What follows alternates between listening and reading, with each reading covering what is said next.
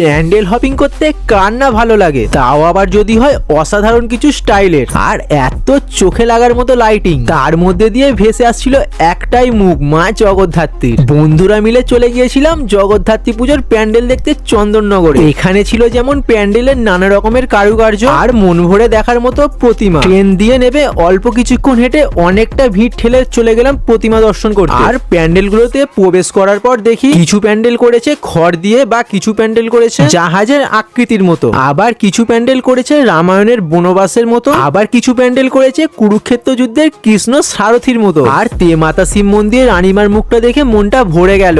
আর একটু এগোনোর পর এখানে দেখি নাকি শুধু আখের প্যান্ডেল তৈরি করেছে। আর সব শেষে ছিল এন্টারটেনমেন্ট। সব শেষে খেললাম কোন বানেগা কারোরপাতি অমিতাভ বচ্চন আর দাদার সাথে। তো আমি এখন 7 কোটি টাকা জিতে বাড়ি যাই। আর তোমরা এরকম মিনি ব্লগ দেখতে চ্যানেলটাকে সাবস্ক্রাইব করে নাও। বাই।